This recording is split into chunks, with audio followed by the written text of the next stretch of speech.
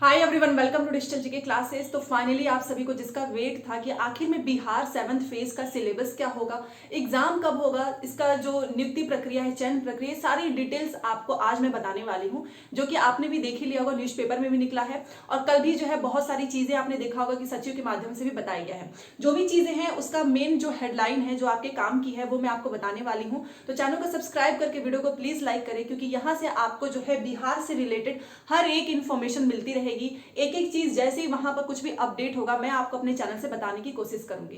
तो चलिए video start करते हैं।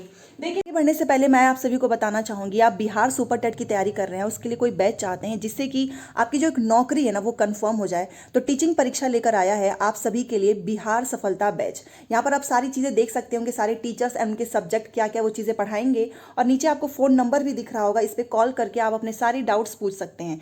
स्क्रीन पर आपको जो है कूपन कोड दिख जाएगा, अगर आप ये बैच लेना चाहते हैं तो इस कूपन कोड को प्लीज़ जरूर रिडीम करना, उससे आपको 10% डिस्काउंट भी मिलेगा। तो चलिए देखते हैं क्या क्या चीज़ें इसमें आपको मिलने वाली हैं। देखिए, इसमें आपको जो है लाइव लेक्चर्स मिलेंगे, रिकॉर्डेड भी मिलेगा, चैप्टर वाइज एमसीक्यूज मिलेंगे, आपको special Bihar GK classes with practice questions मिलेंगे, फ्री मॉक टेस्ट मिलेगा, और अभी तक जितनी भी परीक्षाएं हुई है ना बिहार में उसको पूरा कलेक्ट करके 50,000 क्वेश्चंस कराए जाएंगे। आपका जो है डाउट सोल्यूशन होगा किसके साथ, एक्सपर्ट फैकल्टीज़ के साथ, जहां पर अपने सारे डाउट्स पूछ सकते हैं, और बिहार की जो एससीईआरटी की बुक्स होती है ना उस पर बेस्ड प्रैक्टिस क्वेश्चन कराए जाएंगे। तो डेमो लेक्चर्स अगर आपको देखना है तो डिस्क्रिप्शन में लिंक दिया गया है, आप उस पर क्लिक करके देख सकते हैं।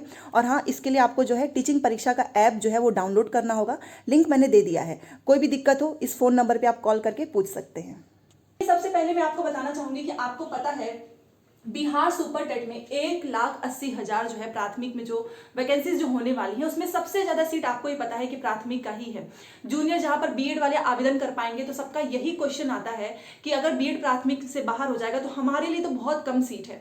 तो जी हाँ, ये एक डर तो है, क्योंकि आपको पता है कि आप सभी ने अपना सीटेट हो, चाहे आप वहां का बीटेट हो, चाहे एसटेट हो, जो लोग भी आप पास करते हो जिसका क्राइटेरिया अलग अलग होता है, उनका एक चीज तो होता है कि हम पीआरटी में तो आवेदन जरूर कर सकते हैं, और पीआरटी में ही सीट हर जगह सबसे ज्यादा पीआरटी में ही सीट आती है, चाहे आप उत्तर प्रदेश का ले लो चाहे बिहार का। तो फिर अगर जो है बीएड बाहर हो जाता है तो फिर आपको ही पता है कि यहां पर जो है बीटीसी या फिर जो डीएलएड है वही आवेदन कर पाएंगे। बट फिलहाल अगर इनका नोटिफिकेशन, जैसा कि इन्होंने बोला है कि हम लास्ट में मई के लास्ट में नोटिफिकेशन स्टार्ट कर देंगे, तो क्या उसमें ये फॉर्म भर पाएंगे? तो यस, देखिए, जब तक सुप्रीम कोर्ट का फैसला नहीं आ जाता है सब कुछ उसी के अधीन हो जाएगा, और बीएड वाले भी प्राथमिक में जो है फॉर्म भर पाएंगे। बट मैं एक चीज बोलना चाहूंगी कि जो लोग भी बीएड किए हैं, आप जो है अपने हिसाब से जो टीजीटी है उसमें जो है अप्लाई जरूर करना, क्योंकि इनकेस अगर कुछ भी होता है तो आपको ही पता है कि फिर पीआरटी से अगर बाहर हो जाता है तो इस फिर आवेदन करने का भी कोई मतलब नहीं है। तो एटलीस्ट आप अपनी एक सीट जो है जरूर क्लियर करें। तो आप जो है सारी चीजों में जहां जहां पर आप एलिजिबल है फॉर्म जरूर भरना, और अगर आपको लगता है कि बीएड में जो इनकी सीट आई है, आई थिंक वो 1700 के आसपास कुछ है, ठीक है, इतना कम सीट, और बीएड अभ्यर्थी बहुत ज्यादा है, तो कहीं ना कहीं ये चीज गलत भी है कि एक तो सीट भी बहुत कम है, बच्चे भी ज्यादा है, फिर यहाँ पर लड़ाई भी चल रही है कि प्राथमिक में बीएड होगा कि बीटीसी होगा। तो ये सारी चीजें स्टूडेंट के माध्यम से बहुत सारे कमेंट्स आ रहे थे। तो एक चीज बोलूंगी, जब तक कोई फैसला नहीं आ जाता है आप फॉर्म भरना जरूर, बट यस, बीएड वाले जिसमें एलिजिबल होते हैं उसकी तैयारी काफी अच्छे से करना। इनकेस अगर कुछ भी हो जाता है पीआरटी में तो आप अपनी वाली सीट तो कंफर्म करेंगे, बट यस, नो डाउट कि सीट बहुत कम है, और ये इस वजह से काफी डर जो है हुआ है, फैला हुआ है। दूसरा क्वेश्चन है कि सीटेट 2023, देखिए मैं आपको एक चीज बताना चाहूंगी, अभी आप खुद समझ जाएंगे कि सीटेट वाले शामिल हो पाएंगे या नहीं।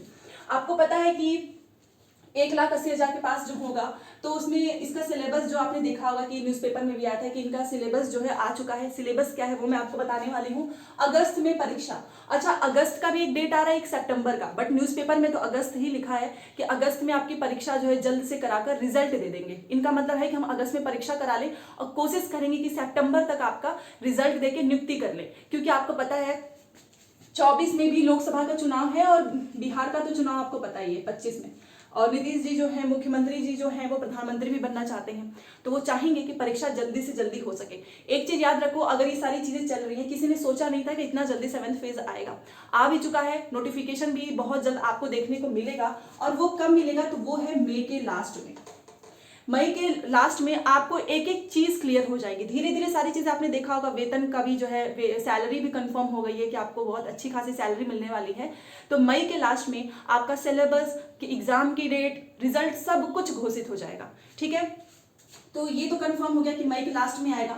और प्राथमिक की सीट आपको पता ही है ज़्यादा है, बट यस बीएड अभ्यर्थियों के लिए सीट बहुत कम है। और इतनी कम सीट है, ऊपर से लड़ाई चल रही, तो काफ़ी डर भी बैठा हुआ है कि कहीं इनकेस अगर बाहर हो जाता है तो फिर बीएड वाले इतने सारे अभ्यर्थी कहाँ जाएंगे।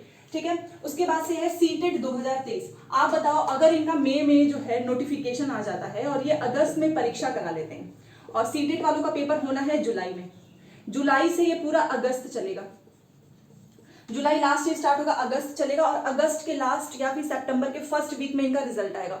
और अगर ये परीक्षा करा लेते हैं बिहार 7 में सितंबर में, तब तो आपको ही पता है कि सीटेट 2023 वाले जो है शामिल नहीं हो पाएंगे। तो अगर जैसे बहुत सारे लोग कमेंट कर रहे हैं कि इतना जल्दी नहीं होना चाहिए, इसका जो है पेपर लास्ट में जाए ताकि सीटेट 2023 वालों को भी शामिल किया जाए, तो देखिए मैं आपसे एक चीज बोलना चाहूंगी कि अगर आपका जो है बीएड बीटीसी क्लियर होगा, मतलब कि जैसे कि कुछ लोग का भी ये भी कमेंट आता है कि हमारा भी हम जस्ट स्टार्ट किए हैं, हमारा एडमिशन हुआ है, हम इस सेमेस्टर में हैं, तो ऐसे लोग भर्ती परीक्षा में नहीं बैठ पाते हैं। आपको ही पता है उसमें आपका डिप्लोमा, आपकी डिग्री कंप्लीट होनी चाहिए, वही लोग आवेदन कर पाएंगे। मान लीजिए आप सीटेट 2023 में जो है, अब तो सीटेट में सभी को मौका मिलता है, चाहे आप एक दिन ही क्यों ना गए हो वो है, बट अगर आपकी डिग्री ही नहीं कंप्लीट है तो चाहे बिहार से बाद में हो, अभी हो, कोई फर्क नहीं पड़ता है, क्योंकि आप उसमें शामिल नहीं हो पाएंगे। तो सीटेट 2023 सबसे बड़ा संकट ये भी है कि अगर इनका सितंबर या फिर अगस्त में इनका पेपर हो जाता है 7th फेज का, तो सीटेट 2023 में जिसकी डिग्री कंप्लीट हो चुकी है, बस वो सीटेट नहीं क्लियर कर पाए या फिर बिहार की परीक्षा नहीं क्लियर कर पाए, तो वो बाहर हो जाएंगे। आपको ये पता है क्यों? क्योंकि रिजल्ट ही आएगा सेम डेट पे, इनकी परीक्षा हो जाएगी, तब जाके सीटेट का रिजल्ट आएगा। बट इन केस अगर ये बोलते हैं सितंबर, बट इनका जो है नवंबर या फिर दिसंबर तक चला जाता है, क्योंकि इन्होंने अभी तो बोला है, अभी तो न्यूज़पेपर में निकल रहा है ना, जब तक एकदम रियलिटी इनका नोटिफिकेशन ना आ जाए कि इस डेट को परीक्षा होगी, तब तक कुछ नहीं कह सकते हैं।